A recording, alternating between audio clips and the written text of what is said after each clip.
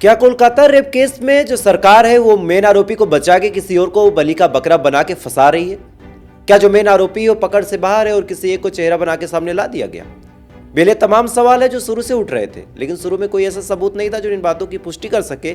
लेकिन अब ऐसे सबूत मिल रहे हैं जिससे लग रहा है कि यार ये जो केस है ये एक शख्स का नहीं बल्कि कई लोगों का है, बल्कि कई सारे लोगों का है, लेकिन इसमें सिर्फ एक का नाम लगा के बाकी को बचा लिया गया। दरअसल जब पोस्टमार्टम रिपोर्ट निकल के सामने आई तो उसमें जो सीमन मिला बॉडी से वो लगभग 150 ग्राम था, और इस बात की जो पुष्टि है वो किसी और ने नहीं बल्कि उस फीमेल लेडी डॉक्टर के जो टीचर रहे, जो मेंटर रहे, उन्होंने की। उन्होंने ऑन द कैमरा मीडिया को इंटरव्यू देते हुए बताया कि यार जो पोस्टमार्टम रिपोर्ट है वो उनके हाथ लगी और उसमें जो सीमन की मात्रा पाई गई वो 150 ग्राम है। तो यहाँ से बड़ा सिंपल सा सवाल उठता है कि किसी भी मेल द्वारा, किसी भी मर्द, किसी भी पुरुष द्वारा एक बार में 150 ग्राम सीमन निकालना नेक्स्ट टू इम्पॉसिबल है। कोई भी इंसान 150 ग्राम सीमन नहीं निकाल सकता। ऑन एवरेज 10, 20, 30 ग्राम निकाल सकता है, मैक्सिमम 50 ग्राम निकाल सकता है, लेकिन 150 ग्राम सीमन ये नेक्स्ट टू इम्पॉसिबल है। और साथ ही जो पोस्टमार्टम रिपोर्ट में चोटें दिखाई गई, जो इंजरी मार्क्स थे, जैसे सर के पीछे चोट लगी थी और साथ ही जो गर्दन थी वो डैमेज हुई थी और साथ ही आंखों से खून निकला था, प्राइवेट पार्ट डैमेज था। तो ये तमाम चीज़ें इतनी इजी नहीं होती कि एक 31 साल की महिला को कोई एक पुरुष जाएगा और इस कदर काबू कर लेगा कि गले की जो हड्डी है वो टूट जाए, जो सर है वो डैमेज हो जाए, पेट पे निशान हो, वजाइना डैमेज हो जाए और यहाँ तक कि इस कदर टॉर्चर हो जाए कि उस महिला की मौत हो जाए। तो इकलौते एक मर्द के बस की बात नहीं है, वो भी तब जब वो मर्द शराब के नशे में हो।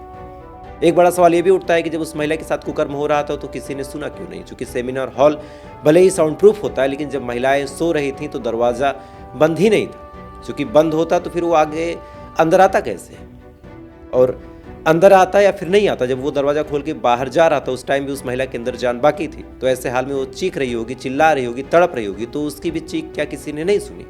ये बड़ा सवाल है। साथ ही जो परिवार वाले, उन्होंने भी कहा कि जो प्रशासन है उसने शुरू में गुमराह किया। उसने शुरू में बताया कि आपकी बच्ची ने सुसाइड कर लिया। बाद में जब परिवार वाले जाते हैं तो उनको उनकी बेटी की जो हालत दिखती है, बिना कपड़ों की थी उनकी बिटिया, शरीर पे जगह जगह चोट के निशान थे, फिर भी परिवार वालों को कुछ क्लियर नहीं बताया गया। तो ये तमाम सवाल इस तरफ इशारा कर रहे हैं और साथ ही जो पूरा सिनेरियो है, जो सर्कमटेंशियल एविडेंस है, वो तमाम चीज़ें कह रही हैं कि यार एक इंसान की बस की बात नहीं है। चूँकि 150 ग्राम सीमन का मिलना, शरीर पे 11 ऐसे गहरे जख्म मिलना जो किसी भी इंसान की बस की बात नहीं है, किसी की भी चीख पुकार बाहर न जा पाना, किसी के द्वारा सुना न जाना। साथ ही आरोपी हॉस्पिटल के अंदर दाखिल होता है, दाखिल अंदर होने के बाद वो 2-3 घंटे तक उस महिला के साथ वक्त गुजारता है, उसके बाद चला जाता है और किसी को कानो कान भनक नहीं लगती। साथ ही परिवार वालों से शुरू में झूठ बोला जाना और तमाम ऐसी चीज़ें जिनको छुपाया जाना, ये तमाम चीज़ें इस कदर इशारा कर रही हैं कि यार मेन आरोपी को बचाया जा रहा है। चूँकि प्रशासन अगर चाहे तो 1 घंटे 2 घंटे में केस को सुलझा सकती थी और ये जो चीज़ें हैं, जो इतना धरना प्रदर्शन हुआ, इसकी जरूरत नहीं पड़ती।